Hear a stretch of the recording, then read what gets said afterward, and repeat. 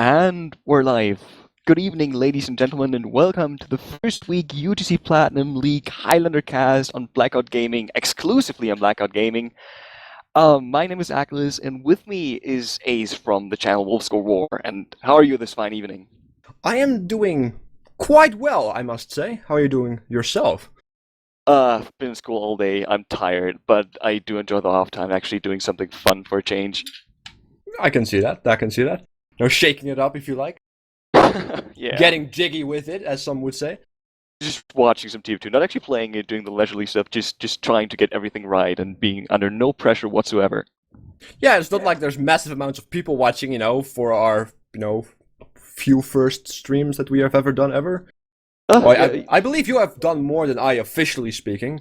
yeah, dude, I've like if you count the complete casts, I've done like an infinite amount more than you have done. So I'm really experienced when it comes to this, right? All right, you have to carry me then, good sir. You have to Yes, carry me. yes, carry the stream. This is trust me, I can do this. I'm If I'm, we I'm fail, pretty it's good at your this. fault, so that's all. No I pressure. cast MGE like all the time. I'm really Oh. good. MGE casting man. All right. I brace myself. My head, but whatever. We're good. We're good. Anyway, something I actually forgot. We're casting one round wonders against the Marble Polecats. And I have to admit, I don't know these teams. I'm kind of new to UGC Highlander casting. I'm actually kind of new to Highlander casting as a whole. But this is going to be a learning experience for the both of us. Yeah, I've done some practice rounds, of course, on Highlander myself as well. But I'm also very new to these teams. I believe that the predicted winner is, at least the favorite, is going to be One Round Wonders, if I'm not mistaken. Most people are placing their money on them, but that doesn't mean anything because the No, others, of course, are made of porcelain, and porcelain can look very awesome. last match I casted the favorite was actually completely pummeled by the other team. That was fun to watch. You go into this thing into the cast, you're being told, yeah, the other team has rolled everyone so far, and this is probably going to be similar. Maybe they put up some resistance, and then you just keep watching, and you see, okay, they're being outfragged. They lose mid in sixes, that is, and then they suddenly lost really decisively, and then you get excited because you're seeing something you're usually not actually used to. That is a fun thing. So I'd like to see at least a good match. I don't know how teams usually weigh, but Highlander is rarely a roll as far as I know. Like there's always like bodies everywhere. Nine players on any team, on every team. So there's something happening every single time. Yeah, I suppose so. But it's considering I am not very familiar with these teams, I am going to place my bets on both of them because I'm safe like that. We'll see what happens. I'm expecting to be seeing some wonderful stuff, though. And of Definitely. course, yeah, and this is, of course, Swiftwater, a very eager and nice payload map.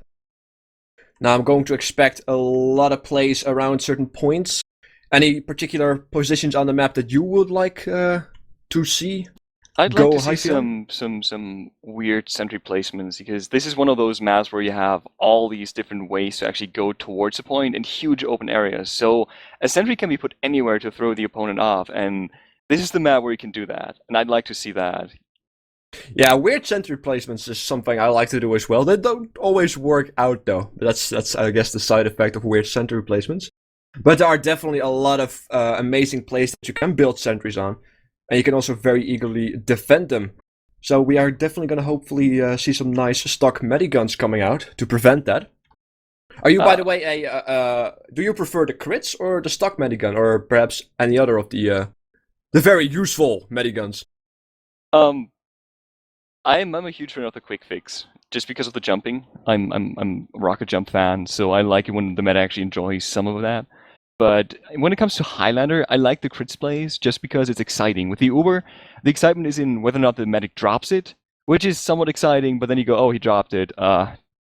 Sucks for him. But with the crits, it might just go really, really, really well, or it can just fail outright. So there's some excitement going on either way. Like when you get it, you get like 3 amazing stickies and kill like 5 players with it. That's amazing. But if you fail it, let's see how you can salvage it, or how the other team actually capitalizes on it. So there's more of a dynamic going on with the crits and Highlander. If both teams run crits, that is. And If even both, yeah. then, like one team runs Uber, and one team runs crits. You have 9 players to Uber, and you can't Uber all of them, so they might get really creative and just lob a sticky over the medic's head and hit the sniper in the backfield and might accomplish something. Yeah, I'm definitely gonna hope. I'm like, a part of me hopes that we are definitely gonna see some crits, because it's just a wonderful thing seeing those explosions going off and just teams melting. But I personally have a preference for the stock minigun myself, because you get to be invulnerable. That's just amazing. Yeah, There's no way around that.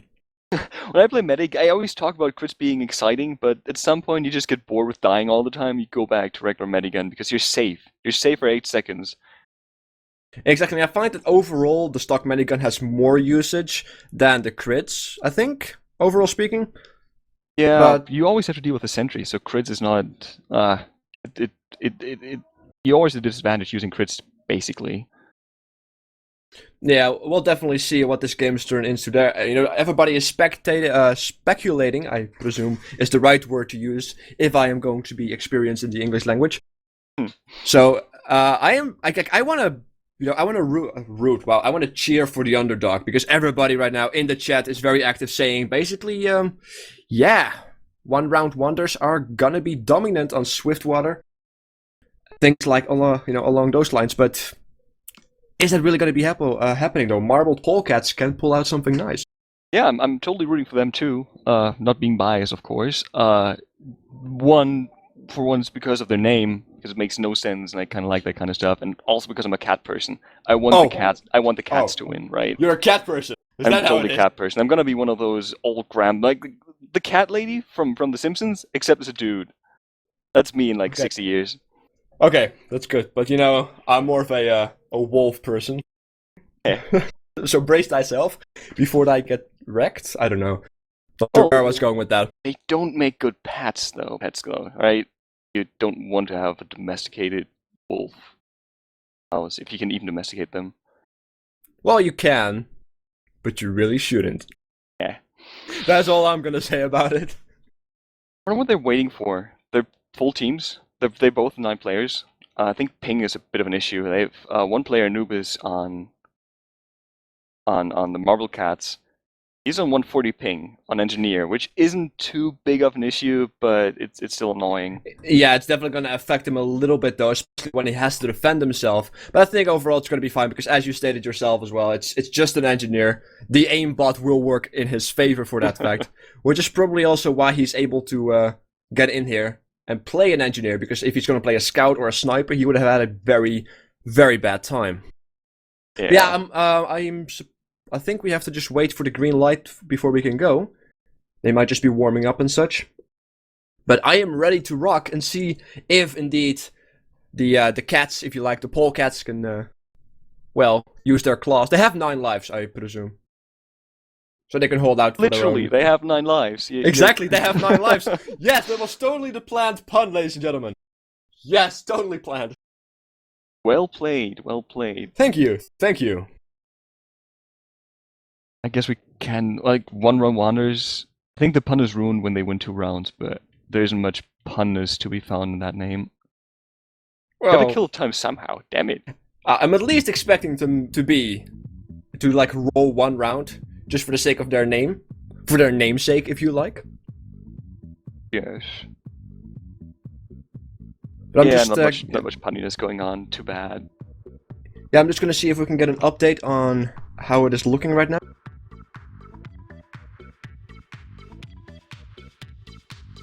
Well, we should be good. And since we are still waiting then, I suppose, how is the chat feeling about this matchup? I know that the Polecats don't really have any past experience that has been shown, much like the 1-round wonders, because they have played a lot more. So you can, and this is also why they are, of course, the favorites, if you like. I hate to say that they are the favorites, but most people will guess that they will win due to their past experience that has been shown. But what does the chat think? Any bets from the chat? Always awkward doing this kind of thing on Mumble and on stream because of the delay. Yeah, it's a little bit annoying, especially when the delay hits. I prefer to do it on Skype myself, but some people have problems with Skype just draining their bandwidth, and you know, if Mumble is the system that is the recommended, I'll just go with it. And we just row with the things that you row with. God, I'm a foreign person, guys, which also explains the horrible accent. I do apologize ahead of time. Wouldn't call the accent horrible. I've heard much worse. I'm also not a native speaker, so it's fine. Same page here. I think the most important part is that they can understand us and we can understand each other. Yes. I think Deep understanding is very important in the cast, and we're working on that. I think that's pretty good. That's probably the most important part. Imagine just that you have a cast that you can't understand, even if it has to save your life.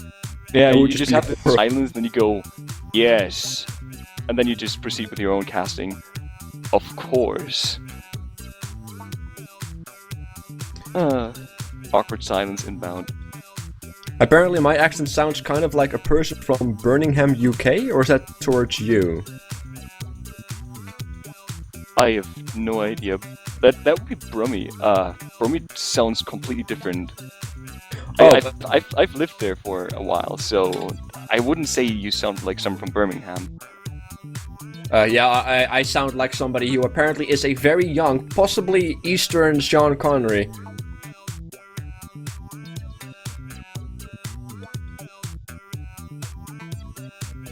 Okay, we just have to, we have to just casually talk on, you know. So, meaning of life. What do you think of, no, I believe we, should possibly, if we can, plug ourselves?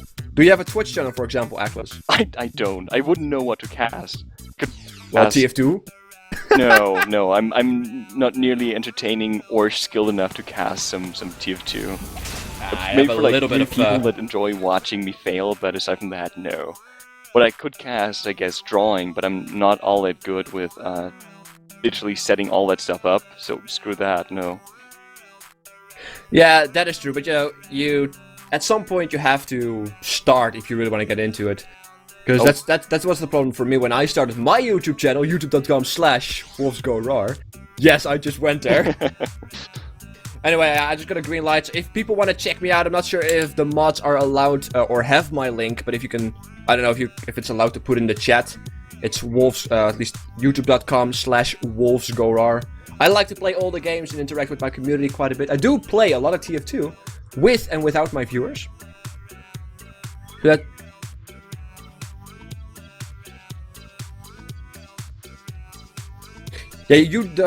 I believe within a day the VODs are up on the YouTube channel, right?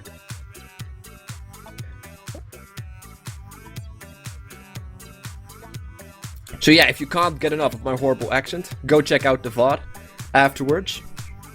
I will probably link it as well on my Twitter and such for the people that unfortunately can't be with us right now. It is of course a Monday. People apparently have lives and stuff. Who knew? Well, that's always something that kind of bugged me. Oh, you're watching TF2 on the internet. That's kind of weird. Explain to me the difference in appeal in between TF2 and say football or soccer. It's the same. It's both games, right? Just one has been monetized and promoted more in over a century, basically. And the other is new and kind of an underdog appeal, I guess. It's esports are basically slowly rising to the top. It slowly becomes more and more, well, epic, I suppose. But at the end of the day, it's just telly, isn't it? It's just telly on the internet. Exactly. That's what streaming basically is, because most people just watch the stream and do other stuff on the side. And it's what I used to do with television before the internet, assimilated me. That's a good word for that. Yeah. The internet is coming. Resistance is futile. It has so many more advantages over television. Like, actually on-demand stuff. You can actually watch stuff you're interested in. You're not just being fed whatever the channel wants you to see. Or the channels, plural. There's more than one. I suppose so, but this is also one of the, if we compare it to the television, if you really want to get big on Twitch, you have to be consistent. So people can basically tune in at a specific schedule all the time, so they can build their habits around you, or with you in mind, sort of. Yeah, definitely. But at the same time, you don't have to. Like when you look at the ETFL front page, what you have always in the evening like 2 or 3, maybe even 4 casters that have something going on all the time. You can actually just switch between them depending on what you want to do, but you can still pick, right? Not on a fixed schedule, and it's always changing content too. It's different games. Yeah, but if it's constantly the same again, it would be boring as well. Oh, some update. John just wrote me.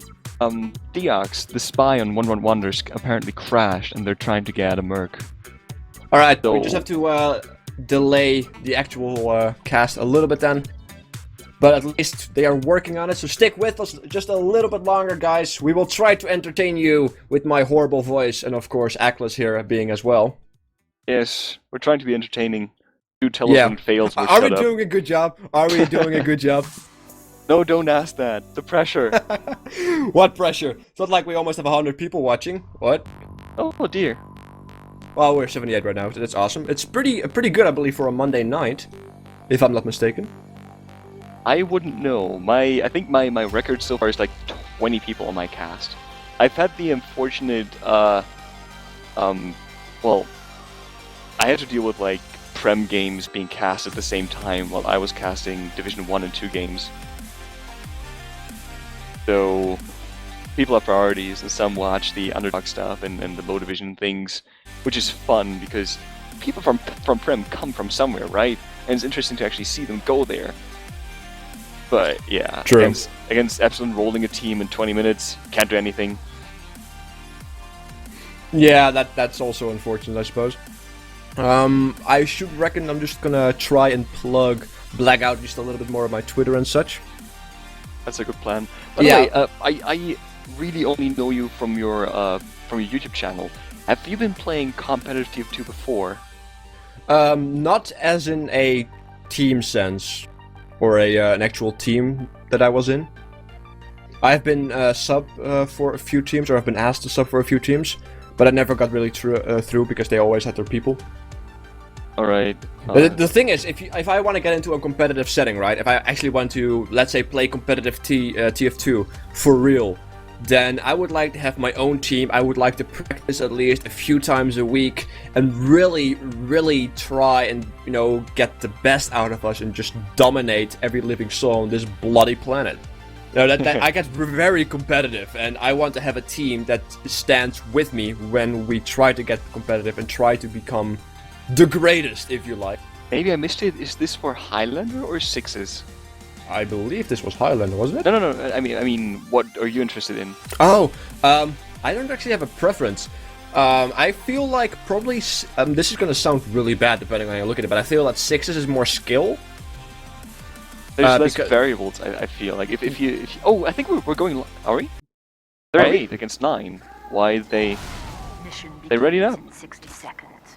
Ah, it's something so interesting to talk about. Damn it. Yeah, sorry. Well, there's probably going to be a break. Make sure to stick around for the break of this continued story, part 2. At least we have a reason to talk don't then. forget. I'm terribly laggy. I have no idea what's going on. I'm I am watching also- a slideshow. Yeah, I have the same issues. I believe there might be an issue every now and then. We are still not complete as well. So we are currently in setup time, but I don't understand because we currently are also only seeing 30 seconds. 8 people on 1 round wonders. It's 9 now. Oh, I joined? Alright, good. Very good. Yes, and in terms of positioning, we actually see a kind of funky central position because usually teams set up behind the fence right outside the blue spawn, but in this case the NG Wig opted to actually put the sentry in the small window in the house behind that fence. It's a Wrangler heavy setup. You actually have to wrangle it, and you can. I think any class can spam that rather easily. So Yeah, he's but at the same relying on time, protection. Exactly, but if they are going to spam that sentry, they have to hit the sentry before they can actually kill the dispenser or anything else. But we are off. Blue is rolling out strongly. The fight is going to happen. We see the heavy pushing forward as the scout engine and the engineer, of course, do their job on the bomb, making sure that they don't have 3 people on the bomb, but only 2. Yeah, preferably the NG and Scout, which they do, so they have the card at a ×3 push rate, which the passes as it can go. And the sentry's actually still standing, but because the NG has to repair and wrangle at the same time, it is not firing at the players that actually just move it past the house. It's cute. Yeah, that it was a smart plan. It probably would have worked a little bit better if the red team was able to, of course, hold the blue team back and force them into a position that they couldn't really use against that sentry. But right now, blue is pushing hard. And I know that the one-round wonders were their favorite, but the Polecats are making it happen. They're almost at the first capture point, and they don't meet any kind of resistance so far. Yeah, just rolling in, and I don't even know where red has set up their sentry. It's a standard position on the second point, on the ledge to the right or left of the point. So they're trying to deny the tunnel entrance for the blue team. We're just still comfortably pushing the car through the tunnel. Exactly, they make a lot of headway right now because there's no fight going on in that tunnel. And of course the sentry will get that choke point under control, but don't forget that you can get behind that sentry. And blue has popped their Uber. They're going to try to go for the sentry, but the Uber unfortunately has run out. But if that Pyro knows what he is doing, he might be able to take out the sentry without too much of a fuss. I think it retreated. Yeah, no, they're still on top. Blue is actually pushing into that house with the heavy Pyro and Medic, and they're really close to the sentry. Have they spotted? Yes, they took it down. Exactly, without a fuss they take out that sentry. It looks like a nice position, but it's so vulnerable from behind as the Polecats are pushing. No mercy, if you like. They're pushing forward to hold them back at that spawn, so red can't do anything against that second point capture, which just happened. I don't think this card actually stopped at any point so far. Really smooth push. And there's no setup on the third point. Oh dear. And this is going to look indeed rather ugly if I say so myself. Mini sentry going down. Best weapon in the game. Blue team wins. The mini sentry is down. I hate those things personally. As the red spy gets a nice step on the Pyro. And of course also on the engineer if I'm not mistaken. But the blue bomb is still moving, as you said yourself. It's a smooth push. They just keep touching that bomb and then barely have any downtime. This is one hell of a quick match. Yeah, so red far. is actually set up on the fourth point. Though they probably just chose to give up the third point to favor a more solid hold on the fourth point. But the sentry's in a... yeah, the chat just said that. Interesting position. Can't really shoot much. It's going to deny jumpers, but it can really deny the blue team from walking into the area where the point is. Exactly. I do question the sentry spots though, as well as you do, I presume. But blue just keeping on pushing forward. Red is collected around, of course, the choke point as they try to bring down the engineer that's pushing the bomb. He does drop. I thought for a second he was going to get away there. But red finally stopping up their game. And yes, they did sacrifice the third point because that bomb was being pushed so fast. They had no time to build up and they knew that. But now they have another level 3 sentry with a Wrangler. And it looks like they are using that to their advantage. Quite nice. Yeah, Uber's about... blue has an Uber, red does not. The red medic is actually down, so we can actually count for the push proceeding like this. Half of the red team died a couple seconds ago too, half of them are down right now. And blue keeps pushing. If they push ahead now, they might just make this around within like a minute or so. Yeah, they are definitely going to continue up pushing. I believe we have the scout on the bomb, almost skipping out that capture rate. There can be one more person because the capture rate is of course 3. There's the NG, yeah. Exactly, NG and scout is probably the most efficient way of doing things indeed.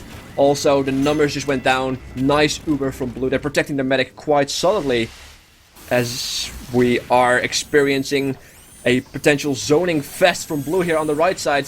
Protecting that flank so they can keep on pushing that bomb without any kind of fuss.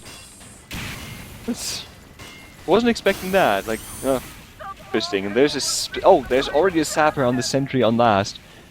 Exactly. The spy doesn't die. He's still alive, and he took the sentry down on his own. And the NG actually had the Pyro and the Demon as a support. Oh dear, this might just be it. The sentry is taken down again. There's not gonna be a sentry if the aggression keeps up like this. Exactly, Udo's being MVP spy right there. Blue Uber coming in from the sides. Doesn't turn into much of anything, I believe, because the red Pyro doing a nice job with the air blasting. They really have to hold out for quite a long time, and I hope they can make it happen. But the teleporter's also still up. The reinforcements are pouring in as the roaming soldiers try to make something happen. We also see the demo there coming in, trying to spam. Hopefully the teleporter down once he gets the room to do so. But as you can see, just as you stated at the beginning of this match, sometimes the underdog rolls the favorites, and I don't think there's any other word for this right now, man. Yeah, not really. Well, one thing that Red has going is a full Uber against nothing on the blue team. So if they play this correctly, they might hold out for maybe 1 or 2 more minutes if blue does almost everything correct. Like they have to get the Uber right, and there's nothing that can threaten the red medic at the moment. There's Spy respawned a couple seconds ago, and the medic's going to be safe. So they have to pop the medic, the red medic, in order to get something done. Exactly, but Red knows this, of course, so they are trying to protect the medic as best as they can. They're not being overly aggressive, but Blue just trying to get a cheeky push there in as the entire red team collapse. As they use that distraction to try and pick off the medic, he gets away there. That was a nice detective if that was planned, you know, causing a distraction around the bomb. Everybody collapses on the bomb, and they were almost able to pick off that 100% Uber medic. As the Spy is pushing the bomb, is it gonna happen though? I don't know, like, it's just completely stopped for me. Yeah, we currently are experiencing...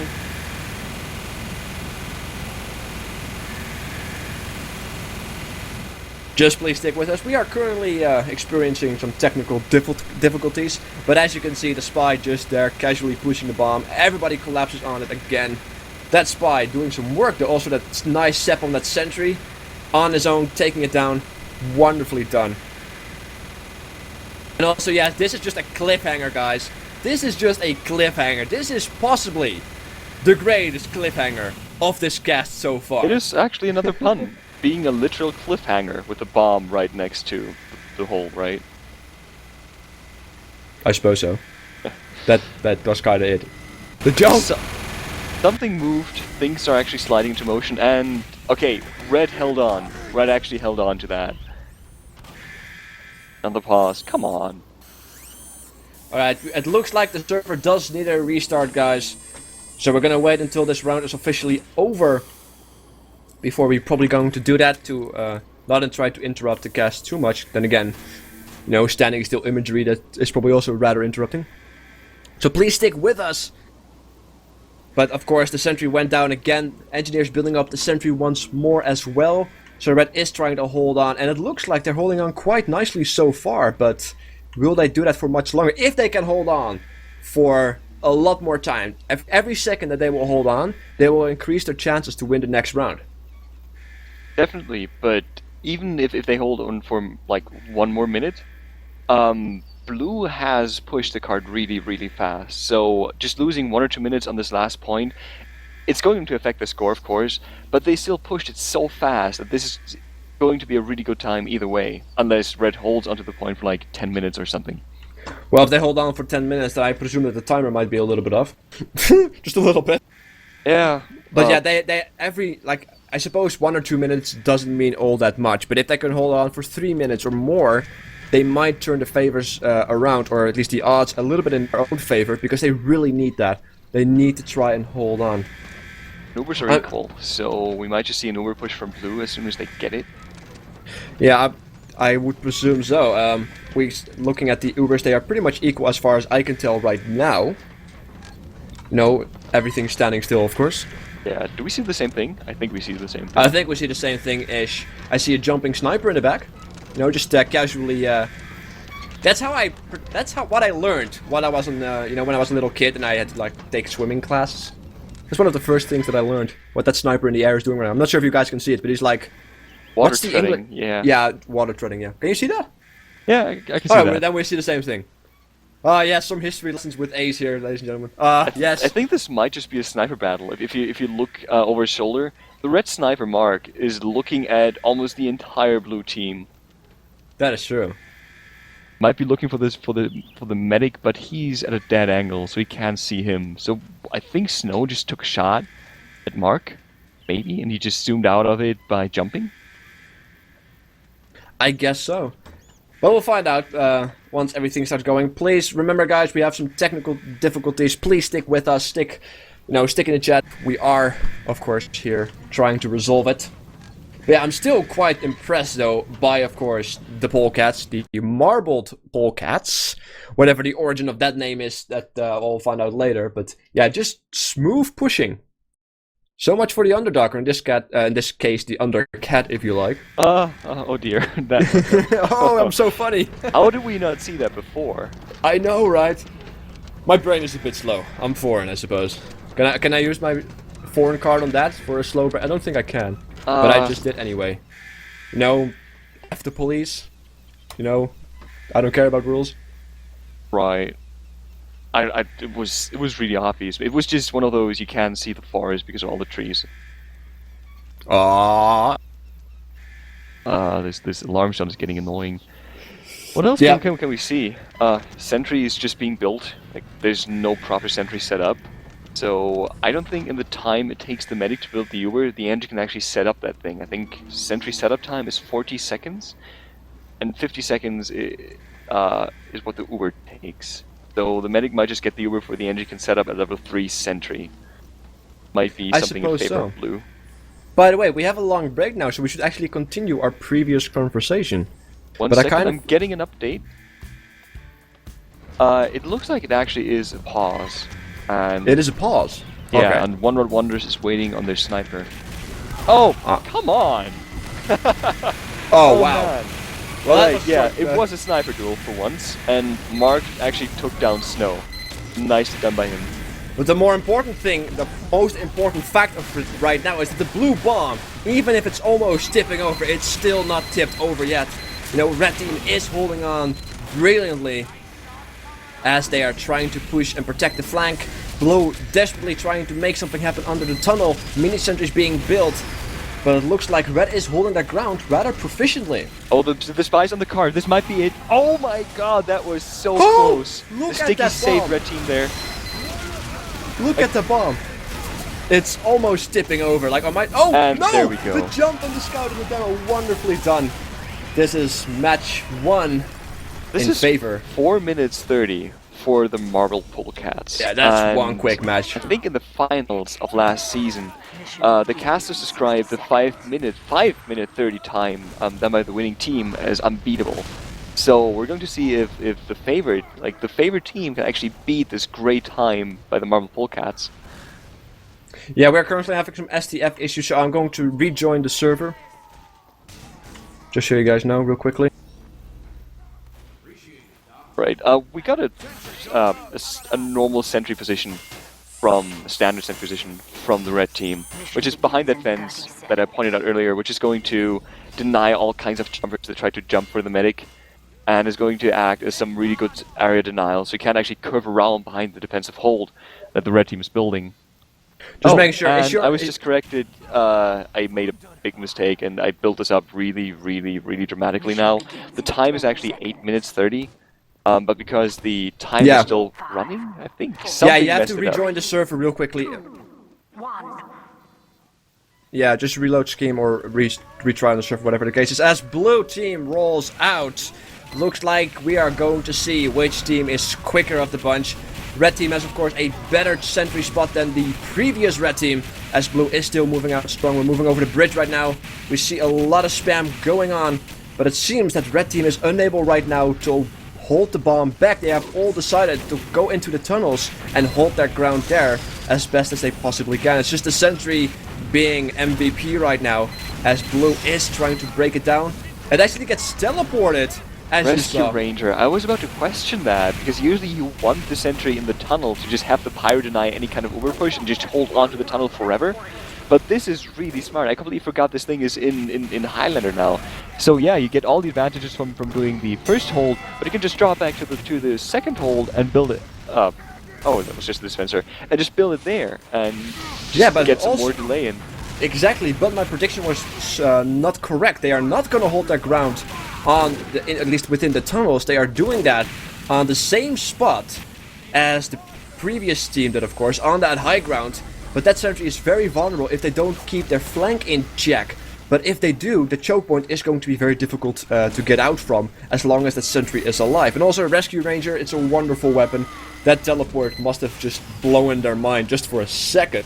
It did blow mine, definitely. And they, Well, it there looks you like they have complete control on the flank, but they're not really paying attention to the main choke. They can circle around, but nobody's really looking at it aside from the sentry. Exactly, but that sentry right now is just good enough to look at it. Blue team right now is too focused on that choke. And as long as they keep their focus up, as Blue Uber has been popped, Red Uber has been popped as well as a counter maneuver, as they both run out, and once again the flank has been protected. Blue is not moving through the chokes because they just physically can't. We have a soldier protecting it and also a sniper that's just casually watching over it. So Red team really holding their ground right now here, already on the second point, which apparently was definitely their plan. Yeah, Blue might just want to circle around. They have so many people dedicated to the flank, the red team. Blue isn't going to come through here anytime soon, at least without an Uber. But they do have an Uber advantage, so they might just do it anyway. And if red team doesn't pay attention, they might just get overwhelmed. Stickies have been popped too, and we're at 95%, and most of the blue team is up. They're probably waiting for one more player to go in.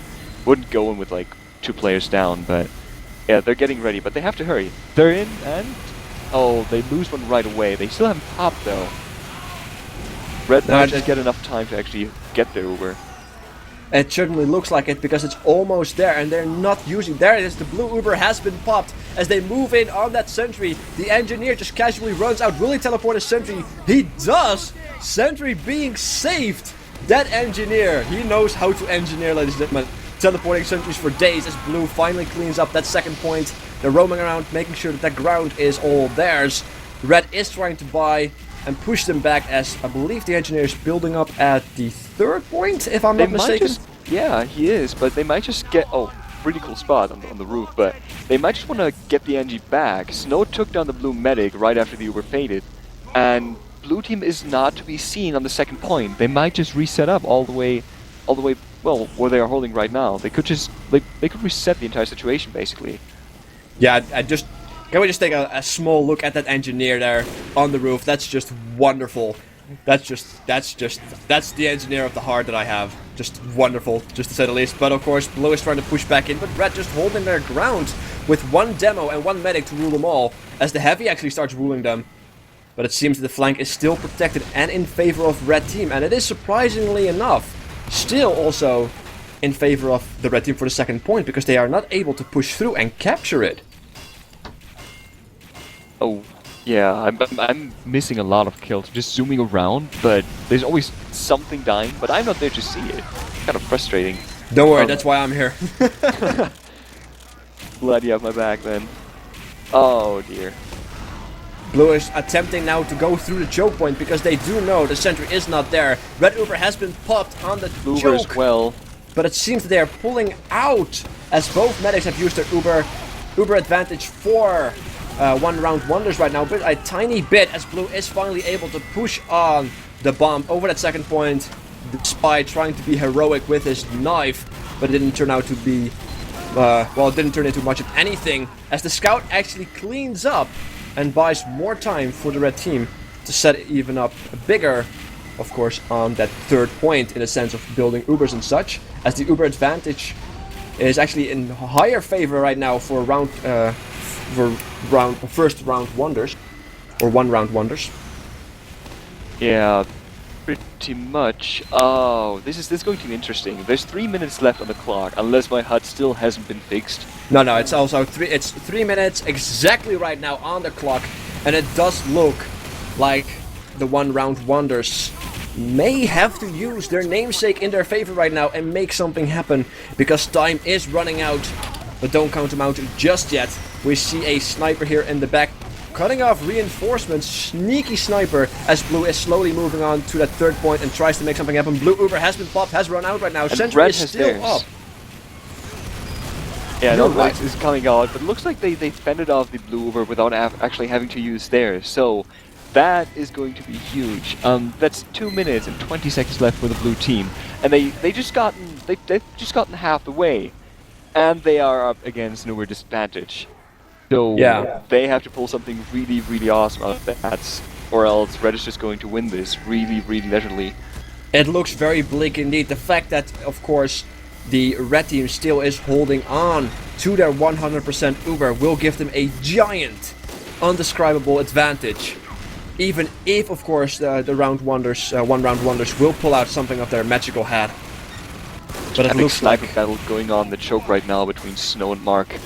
Exactly, but the Girardi has been placed on the sniper though. I believe he also has been overhealed, so a headshot will not kill him. As the sentry is making work of everybody that gets to that bomb. That's one hell of a sentry spot. I am impressed. I never thought of that.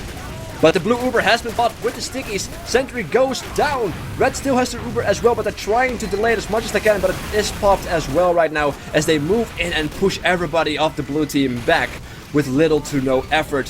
Flank is being penetrated right now with the Pyro, but he's covered in Girardi. So he's going to go down as he did. Pyro versus Pyro. The other's fire was hotter. And it looks like Red is holding off the third point effectively enough for Blue to be forced to retreat. Yeah, the red team did a really nice swap on that thing. They saw they were trying to get aggressive on the flank, just rotated around and actually held off the actual aggression that was not coming from the flank but through the choke that way and held onto this point. They didn't even lose many players, lost like 3 players in that push, but got 4 or 5 on the blue team. Exactly, it started off really nice for, of course, the blue team, taking out that sentry, that very tasty sentry spot with the stickies.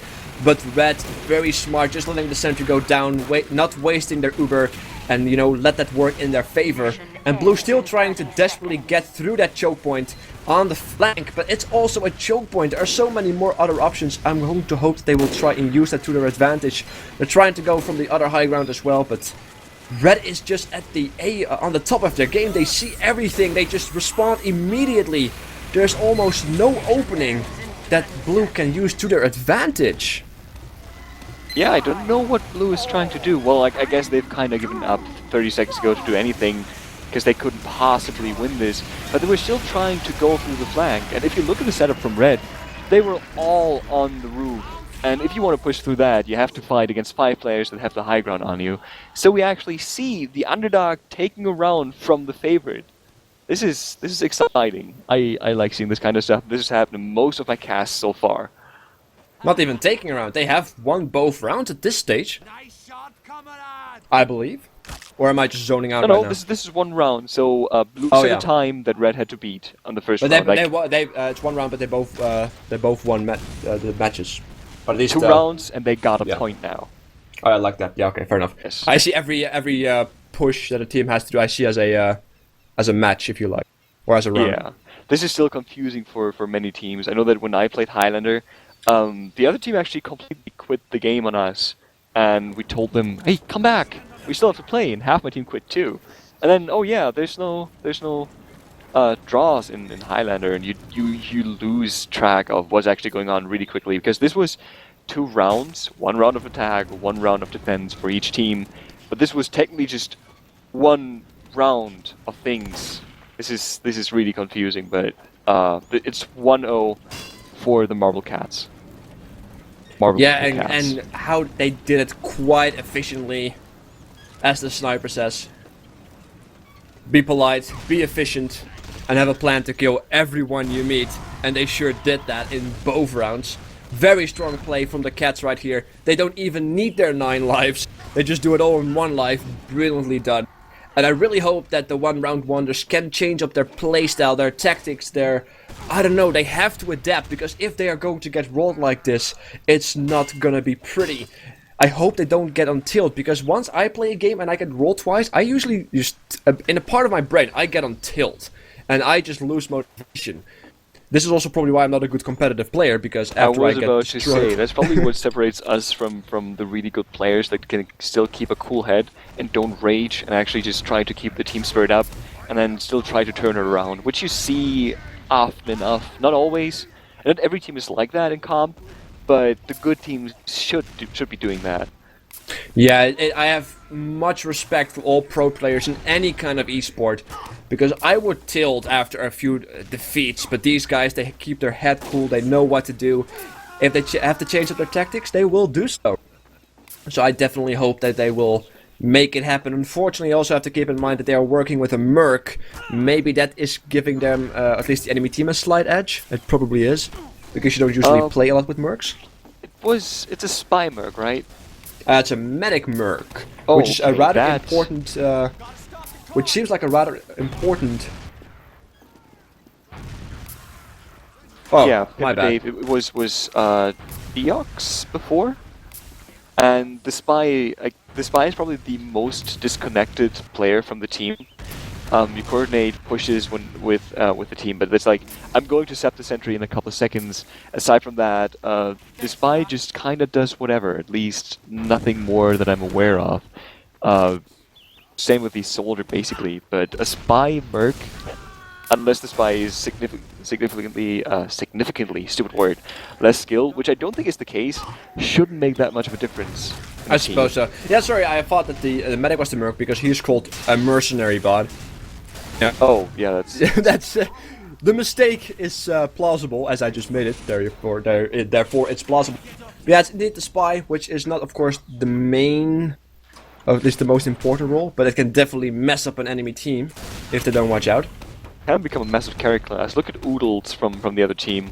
He's on 37 points, and that is behind the demo, who is like the major damage dealer on your team, and the scout, who gets like all the cap points all the time because he's spending most of his time on the card. Yeah, that's just wonderful what Oodles did with those sentries on the first the round, of course, at least the very first. Oh, and I want to point out, Anubis pretty much saved his team the round, or did a lot of work to help his team winning, and he's doing that on 200 ping. Yeah, see, ping doesn't mean that you have less skill. He's building those sentries in very annoying places, and he's still doing wonderfully. He is a key in their team strategy, at least on the last defense that we saw. You know, all those lovely sentry spots, teleports for days. Kinda jealous. Yeah, those teleports, man, those were exciting. Oh, it's gonna go down, right? Nope. Yeah, you just saved it. It is indeed a wonderful thing. By the way, now that we are currently waiting for the match to start again, what was again the topic that we decided to do a part 2 of? Which you like. You were about to say this might be taken the wrong way, depending on how you look at it. When I ask you which one you'd like to play, Sixes or Highlander. Oh yeah, that wasn't. I was going to say that I feel like Sixes require more skill in a certain sense compared to Highlander, because I find that Highlander is a little bit more chaotic, and even if you mess up an Uber, you can still turn it around, so there's a larger margin of error because you have more people. Where with Sixes, you know, if you kill one person, it has a bigger effect on a team than if you do it in Highlander. Is that solid logic? Am I just being an idiot? I'm probably being an idiot here, but that's how I perceive it. It depends. It's more complex. It's a mean thing to say that one requires more or less skill than the other. It's just that in Highlander you got all 9 classes, right? And if something, you play Sixes because the classes used in Sixes have the most mobility, so they're the best in any generic situation, right? And in Highlander, you're forced to use these classes. So what can happen in Highlander is if you mess up, if you die as the demo, you have 8 other players. You have more players that can back you up, and more specific classes. You have every specialized class that can make up for a specific situation right away. So you messing up in Highlander, I'm gonna put that out. It might be completely wrong, but this is the main difference. People can make up for mistakes in Highlander much easier than they can in Sixes. Yeah, exactly. That's kind of the point that I was trying to get across, but horribly failed at it. Anyway, we are about to start. Setup is going in about 10 seconds. It's the same sentry tactic that we have seen in the last round from the engineer, I presume. It's still on that spot behind the fence, but does he have the rescue ranger? I am not aware, but blue team starts to move out. He has it, and he's already lurking in the tunnel, so we can assume to see a last-minute clutch save of that sentry again. Unless the other team is expecting it, which would be interesting, because it didn't really mess them up, except on the second point. Oh. Snow getting a nice headshot there on Pipesqueak as he was pushing the bomb. So that means that their efficiency on bomb pushing has gone down as the scout went down, but the scout here on red team getting a nice pick as well, and I would have believed to be the heavy. So their power classes are slowly dropping as they slowly move up. Sep has gone down as well on the sentry as it falls. I don't believe you can teleport the sentry once it's sapped. So well done by the spy as the scout tries to juke and gets a pick. Does get a pick as well on the sniper, but that doesn't stop Blue from pushing that bomb rapidly, smooth, and awesomely. I don't know what Saphira is trying to do. It looks interesting. He just jumps in from spawn and starts spamming where you thought, I think, the sentry was, just that area right around the corner. And Snow just poke out and got a headshot on Wig. That's gonna delay blue team a little bit longer. Exactly, but blue team are not the first, One Round Wonders are pushing up quite fast right now. They probably have had it with losing, and they want to show that they are made of something that makes them wonders, I suppose. But we see the sentry on the same spot on that high ground. If they lose the flank, the sentry goes down. Choke points are well defended by both soldier and sentry. So it's definitely going to be interesting to see how blue will deal with this. As the red Uber has been popped, but it goes to waste because the blue Uber is ready. And they didn't quite go to waste. What they did, they popped, but what happened on the blue team is that a mercenary bot dropped his heavy. The heavy went in, and the medic stayed behind, and the door closed, and the med beam was disconnected, and the demo just the heavy just died. So they're waiting right now for the heavy to come back, and then push. And he's back, and this is gonna be the push from the blue team over the flank. And they're stickies, and they weren't deaded. The heavy was so close to dying there, and they're cycling back. They're being smart. Oh, I thought that they basically tried to pop the red Uber, which they did, and then they went back and just hide it behind the fence. You know, wasting that red Uber in a sense after the heavy kill, of course. And now that blue is also pushing through the choke, trying to make the bomb, you know, getting close to the second point. The wrangled sentry is there as well. And it looks like red is holding on to their floor, or to their high ground, quite efficiently and proficiently, if you like, as blue is unable to make something happen against that sentry, or even through the choke point. Yeah, red by this point seems almost uber impervious. Oh dear, there goes the sticky trap. This time they actually prepare for it, and the soldier goes down as well. This is just some cannon fart thing going on. This is blue needs to get their act together, and I think the chat just pointed out that if you don't have the tunnel, just trying to push the flank is not that good, because you have to push. Actually, I don't quite know why that is so bad. It's not working. I can assess that, but. The thing is, if you want to use the flank and the tunnel, you have to pressure both at the same time, but it's almost impossible to do unless you take the exact opposite flank. You can use potentially the Wrangler against the sentry because it doesn't shoot automatically once it's wrangled. So if you pressure both points, you might be able to push through and make something happen. But red team is once again on their A game, and just everything that tries to pour through gets taken out or severely damaged to the point that they have to retreat all the way back until they get to the full health. Red Uber has been popped, doesn't turn much as blue team directly gets behind the fence. The heavy went down though, so they have to wait for that before they push back in, as they do have a ready Uber. So we hopefully can see that sentry going down after the heavy gets into position. He is back, and most of blue team is up to him. They just got to pick on Nebo, which I didn't see. The red medic is down. This is going to be. This should be the blue team breaking the point. They took down the sentry nest, but the sentry has been saved, I think. The sentry has been retrieved. If that's the case, then I have missed that. I don't see. Yes, it looks like the sentry has been saved. Teleporting techniques for days, as blue team is pushing forward, and they are trying to keep the security on the flank, as they are also making sure that the bomb gets pushed immediately to not have a history repeat itself, if you like. But yeah. Talking about history repeating itself, we do see the sentry on that awesome spot once again, flank being protected. So I'm wondering how blue team will deal with this in this particular time. Yeah, that's the big question. Red has the same setup as last time, so blue should have figured out by now how to counter this. But it looks like they have some neat countermeasures. Like every direct way to the sentry has been blocked off by at least one player. Like we got Aww. Yeah, that was indeed a medic pick right there. That was unfortunate for One Round Wonders. But the red medic is still alive and almost at 100% Uber. So they have to force that Uber first before they can do much of anything. Because as long as red has the Uber advantage, especially when that Uber is ready, which is in about 5%, they can pretty much stop everything right now that blue might throw at them. Without an Uber that is on their side as well. We have a blue spy sneaking into that red setup. He's behind the enemy lines now, I think. Yeah, Intimidate is getting really, really close to that sentry setup. But, he got found out by, and he's dead. Nice spy checking there by MF. Yeah, I don't really find spies to be all that amazing, because these are skilled players. They know how to spy check, you know what I mean? As blue tries to do something on that sentry, but they just collapse every single member of that blue team that shows their face, and it gets melted. Nothing stays alive. No smile to remember. Yeah, this is something that happens so often, that blue team just tries to push, and they kind of overextend during that, and then red team just gets all, like, Marvel Cats gets all the frags after that, like 5 to 6 frags, and it takes a couple seconds for blue team to just rebuild itself, and then they're looking at an over disadvantage. Oh, the scout just tried to get the card to the point to get the, I think they get the forward spawn if they get the 3rd point.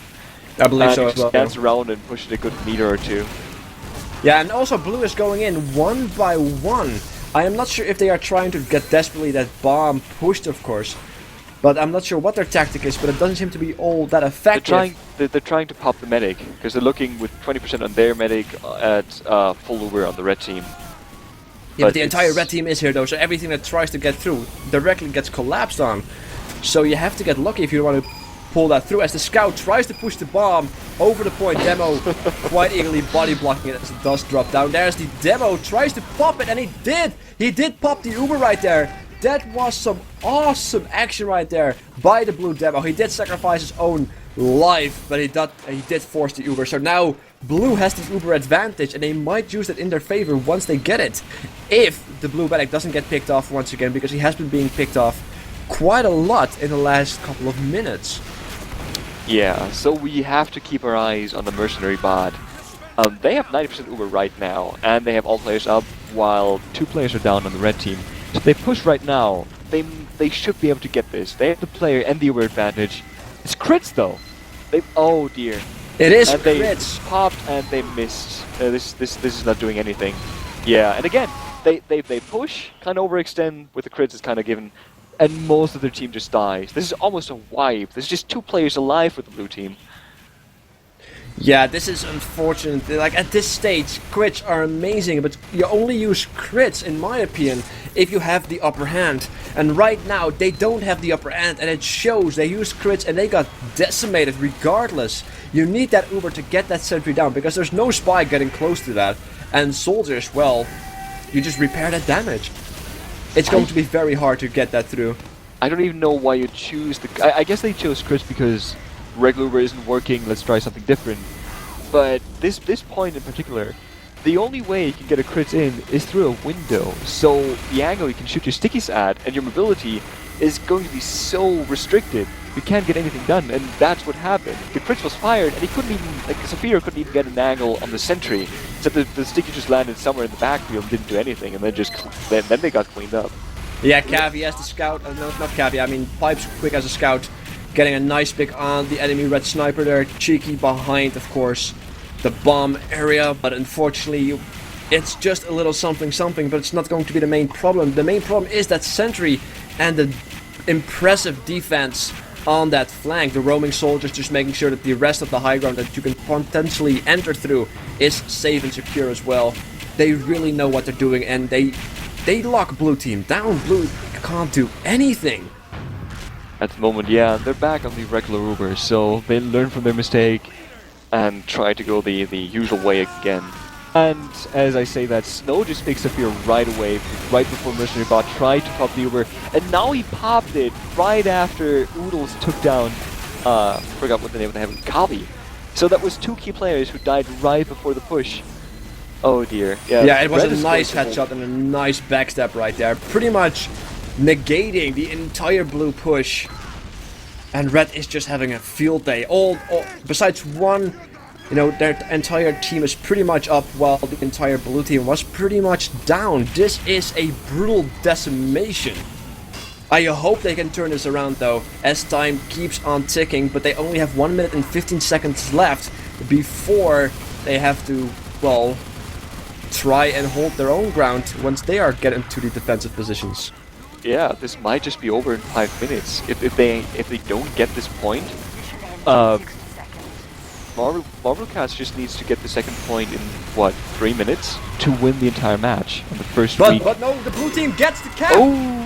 That was nicely done by the engineer. One of the classes that I would not expect to cap in a situation like that. He does, he pulls it off, they get the forward spot. They are not game over just yet. This game will continue. But they have given so much time already, of course, to the cats, the beloved marbled Polecats. that they have to defend even harder once they get the turn, but it seems... Because it's relevant right now. Snow got the forward spawn, or their spawn. Now he was denied that. He was behind the enemy lines. He was aiming at the card, nobody spotted him. He took down Saphira from behind. Execution style. Pretty much. He did Pretty much, see yeah. it coming. Well, at least you know. Nebo gets taken down by Pipsqueak. He's just snuck in from the flank and took down the red medic. Welcome Nicely to played. Scouts. This might get his team the momentum that they need to actually take the next point and win this round. And it certainly looks like they have momentum as they are pushing the bomb up the cliff. Is that even a cliff? Up the mountain? I'm not even sure how to call it. They're pushing the bomb, I suppose is a good way of putting it. The sentry is down as it's being sapped. Can they make something happen? Engineer does remove the sap, and of course the spy does die as they are trying to hold the bomb from being pushed, and it seems that they might be able to do so as blue has been forced back. They are regrouping, and it seems that red is able to pretty much hold off everything blue throws them right now. Okay, this was odd. Saphira jumped in, and I think in an attempt to kill him, Corp killed himself. Mission accomplished, I guess. Yeah, I guess so. It looks like it's not gonna be happening for the blue team though. Demo jumping in, trying to get that sentry desperately. He does get it! Well done. That Demo with his jumps, popping Ubers, bringing down sentries. He is being hyphy, going ham without ham if you like. As blue team desperately tries to push the bomb, but red just, it's a little bit too much of a numbers game at this stage, and red uses that against the blue team. Blue soldier jumping in for no reason that I saw, as he gets decimated as well. Once again, blue team is going in one by one, and as I say that, the Demo goes in on his own, jumping in. It's picked out of the air, sadly. Yeah, he just died before he even hit the ground. That's how brutal it is if you go in alone. You need the numbers, you need to have your team to fight the other team, otherwise it's just not gonna happen. Yeah, they're still trying to get the pick, or the Uber force on Nebo, who is sitting on 100 Uber against 60 on Mercenary Bot. And time is ticking down. There's 40 seconds left for One Round Wonders to actually take the point. And just looking at the way the bomb has traveled, they have to keep on it. They're doing it right now. This is looking good. They're taking position. They're pushing ahead of the card. The heavy is, but he's not getting any support. He's being separated from his team. And yeah, Avenue is going in and harassing them on the point, just getting a couple seconds that might prove to be useful. There's only a scout on the card. And the spy is sneaking behind. Ul is behind. He might just go for it. Is he? Yeah. He decloaks. And with the help of the scout, 10 It's seconds getting left. very close. We have Demo 7 Yenji. seconds left. And they kill. Oh! They kill off each other, but blue team is still on the bomb. We might see a little bit of overtime as they desperately try to push. They might use their offensive behavior right now against them as they do get the capture point. They did it! Wow! That blue team, ladies and gentlemen, they managed to hold on as they push that bomb over the 4th point. Now for the final cap, hopefully. Will they make it? Will this be a close call? They're at an uber disadvantage, and at this point, I don't think it matters all that much. Like, you got 2 minutes left, and that's like the most it can actually take to push the card from one part of the map to the end, from the start to the end. So we're looking at either 40 minutes or 60 minutes. And unless blue can actually build a really good defense, this is not gonna happen. I have to Polecats is admit, sitting it's at a not huge looking advantage. too good, but who knows? Never count anything out, even if it's dire and bleak as it is. Oh, I count things out, just because then you can be surprised when things do turn around, right? Exactly. It would. How lovely would it be if now, of course, the cats just turn around and just cap it in like 3 minutes, or not? If they hold if they hold up with, I suppose, the point for like 14 or 16 minutes, or they just push like in one straight line. It wouldn't be surprising. Everything can happen pretty much. I'm losing my excited words. to see how they defend the first point after that failure on the first round. The first round of the first round, to be very clear about it. A lot of rounds here. Basically. Yes. Is that that's a bad joke. Alright, blue team is trying to make it happen though. We have less than a minute left. The sentry is still up. It's a level 2 sentry, but it's being wrangled. He's slowly Uber trying has to been forced. It has been forced indeed. They are trying to make something happen with it. It doesn't look like it's going Yeah, to there's though. the counter pop and a huge advantage. There's a 40% ticking down. Exactly. It's just a little bit too good to be true for the red team right now. 30 seconds left or 36 seconds left. As everything is still up. It's now a level 3 sentry as well, still wrangled. Blue team trying to capture that bomb sneaky as they can, but it doesn't appear to be working. Both flanks are protected by the red team proficiently. Also, of course, the middle way in is protected. It's just, yeah, I wouldn't even know where to begin right now. It's just brutal. Players everywhere, yeah. Polecats are doing a really good job just keeping all the flanks covered and still being able to just reposition themselves to react to a push from the main choke. Which is not so much the case on the last point, but the other points happened there. Exactly, they're not done just yet though. They managed to get down the sentry.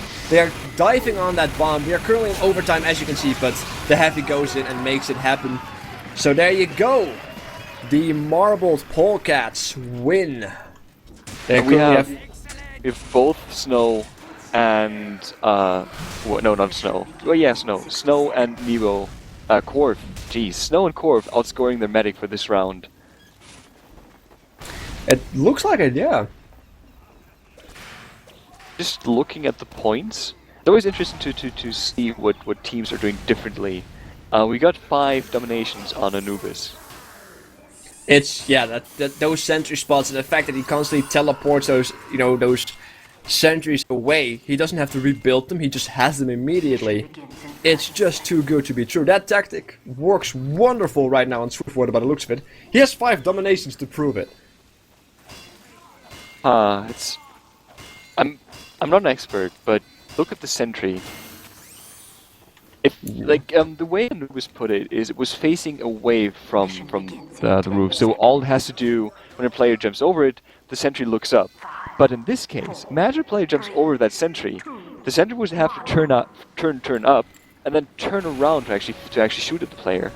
Exactly. Also, he doesn't have the rescue range, so he can't teleport it. Also, a very thing to note. As the game has started, blue team rolling out. Sentry goes down without even fired a bullet before it took down the demo who jumped in, but that was it. Yeah. Sorry, my apologies. The demo went down, but that sentry went down with it as well. So there you go. Red team pretty much spread about as blue team is more centered around the right side of things, trying to clear off reinforcement and potentially protect their flank at the same time as the bomb is being pushed by the usual engineer scout combo. Demo on the high ground. Red Uber has been popped as well as they are trying to look for some enemies to murder with bullets. Oh my god, this could be it. Everybody's going for the air shot on the red soldier and nobody gets it. Too bad.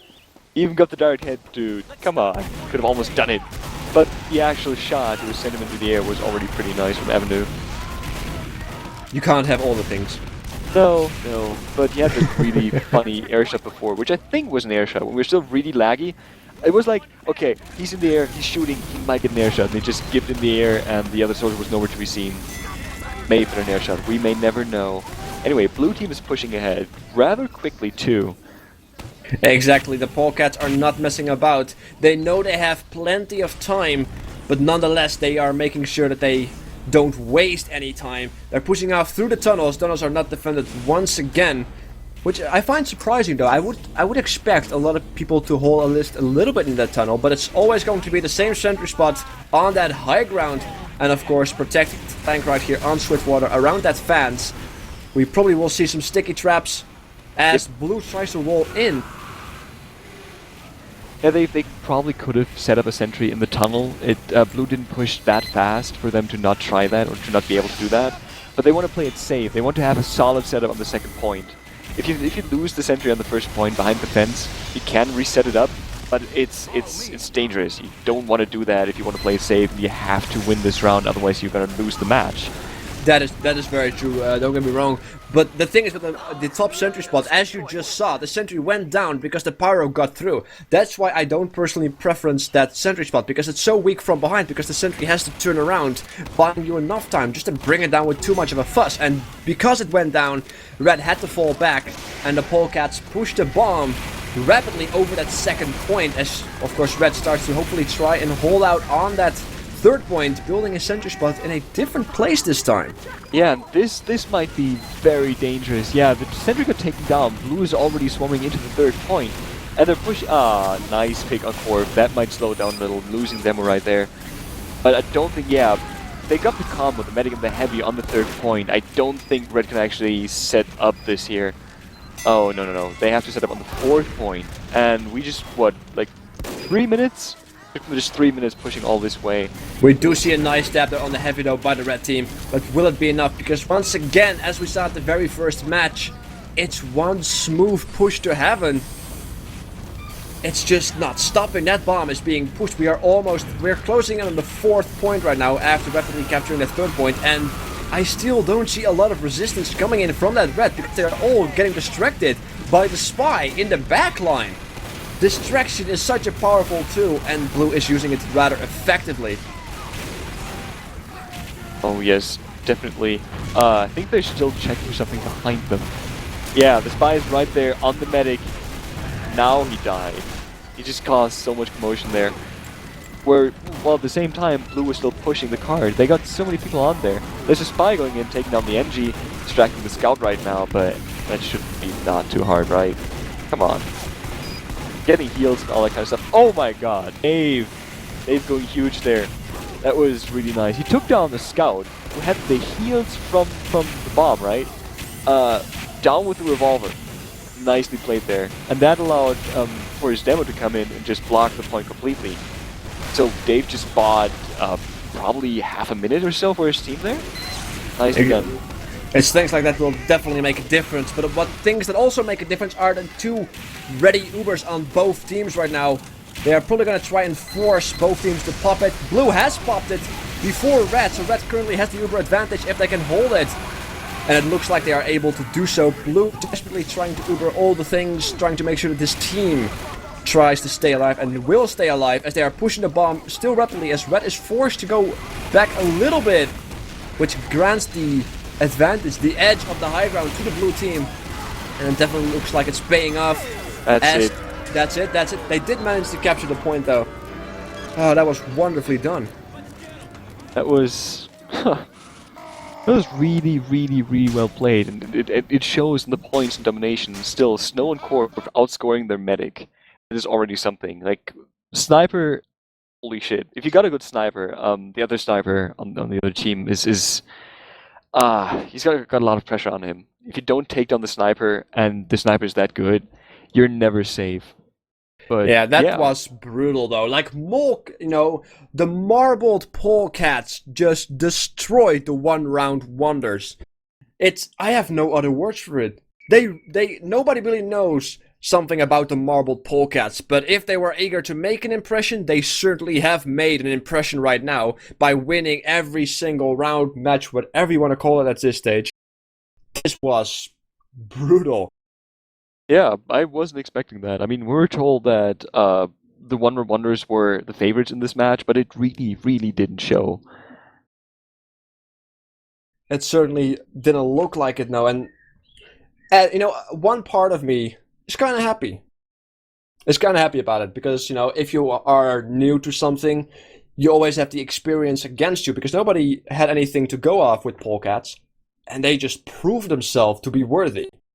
So it's definitely nice if they can keep this up and really make a good name for themselves. Yeah, I mean, oh, good. All right.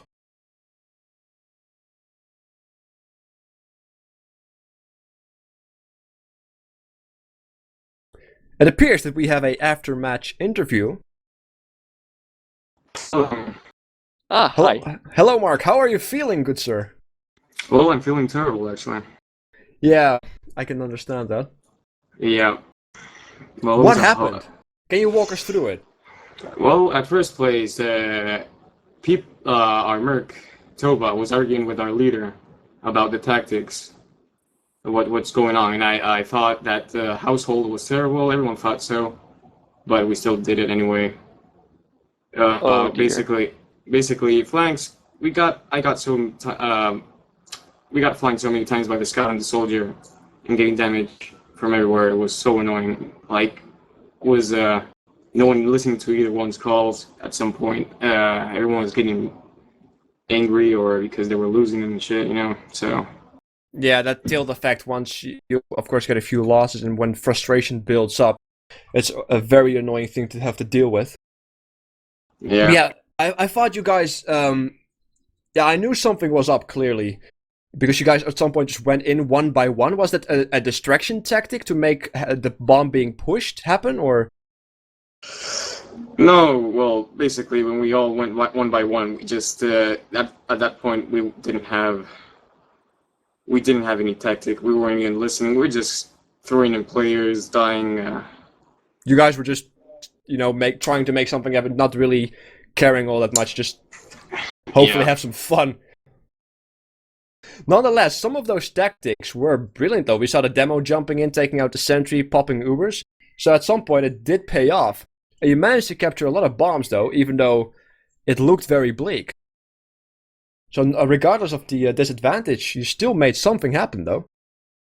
Yeah. Yeah, you had some exciting plays going on, mainly from the jumping classes, and yeah, the ground classes were kind of condemned to just sit back. Although the sniper battles between you and Snow were really enjoyable. Oh, I didn't. Most of the times I was unaware where he was, and when we faced each other, he most of the times he got me, and You did get well, him. I think it wasn't the same thing for you, but we had a pause happening right when you poked out of a hallway on the fourth point.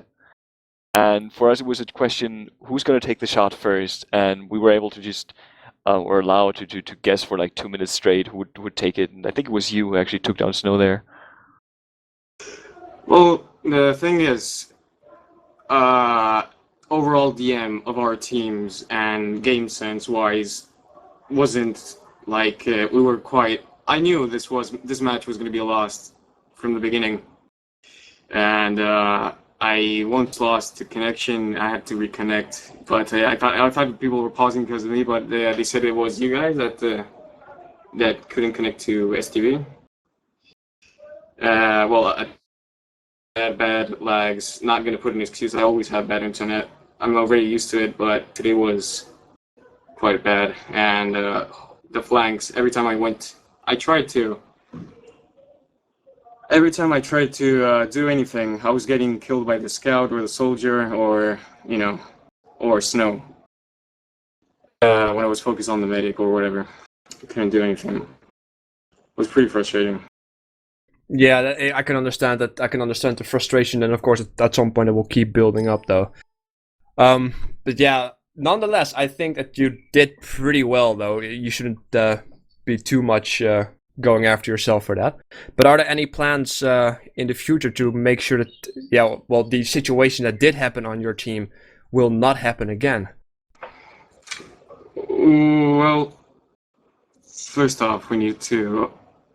Deox crashed. I don't know what happened. He had to leave. He gave us an excuse later on. Well, So, basically, tactics basically next time are gonna be try to be chill every time. I actually didn't rage. It was like mostly our leader and Toba arguing, our merc. So we couldn't hear basically the comms. So I don't know. We'll try to get better comms next time. Less, there was too much noise in the comms. We couldn't hear what was anyone doing. So that's why at some point, everyone was just throwing in, trying to do something. Yeah, about the merc though, it's something that interests me. We're talking about what kind of merc matters and what kind of merc doesn't really matter in the overall team play, and we came to the conclusion that a spy wouldn't change all that much. But the way you say it, it sounds more like it does a lot. Like we're saying that a merc for the medic heavy demo or something that's in the core of the team would probably matter a lot more. But as for a spy, how much does it factor in if the spy hasn't really played with the team before? Wait, could you repeat again? I had a bit of lag. I lagged out a minute. Yeah, basically, with a big team player like the heavier medic, it matters a lot if the player has played with the team before. But the spy is kind of a satellite around the team who does helpful stuff, but not always coordinate with the team. How much does it matter if the spy has played with the team before, or how quickly does he ease into the team? Well, usually, a spy like Deox. Yeah, well, we have two spies, right? We have our sub Dave that played today. He's more of a team player. He done a good work today. he would his role today wasn't that much because he was getting spot all the time, pretty much not useless, but doing all the damage. He was doing the great work, but a spy like Deox would have done a great improvement in sometimes he's more like DM wise. I don't know how to say this. He just sneaks in and sometimes gets 4K out of nowhere. So that's what I was expecting out of Deox today. That's why we were hoping to get him. But Dave is more like a team player. He works out more with the comms than Deox. I have to say he's a better team player.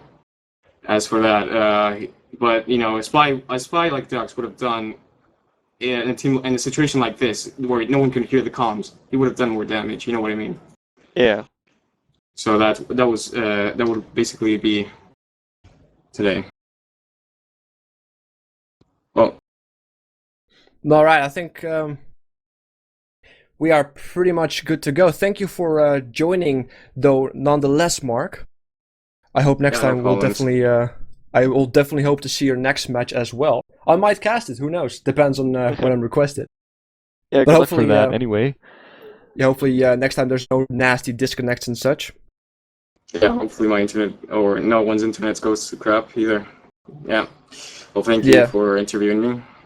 No, thank you for joining though, because I can understand after frustration, you just want to chill out, of course. Nah, it's alright. I get some wine. We'll be fine. See, chill out. Just go exactly. Drunk. I won't care about a bit then, right? Yeah. Also strategy, but yeah, good luck for your next match. Gonna be entertaining. I hope. Yeah, thank you. Alright, that's pretty much it for the cast, ladies and gentlemen. Thank you for joining my first official cast with Blackout TV. And of course, also thank you to Aklas for being the main cast or the co-caster. Who do you see yourself as? I have no idea. Honestly, I think you kind of took over after half of the cast or something, where you just got rolling, man. I didn't really I don't know. want to interrupt you. I am just, as long as I keep talking and pretend that I know what I'm doing, it sounds good enough. Also, of course, thank you for Blackout for allowing us to cast. Definitely, yeah. It's a great opportunity and actually bringing spotlight to something that wasn't casted half a year ago. It's amazing. Exactly. Well, I hope you guys enjoyed our casting as we are both relatively new. And I think that's pretty much it. So have a good night, good afternoon, good morning, depending on your time zone. And a good evening, I guess. I think then we got everything covered. Did I say evening? You said good night. Good evening as well. Why not? Have a good year. Yes. Done. That should cover it. Have a good everything. Thank you. Exactly. And we will catch you guys hopefully next time. Yeah, Blackout Gaming out.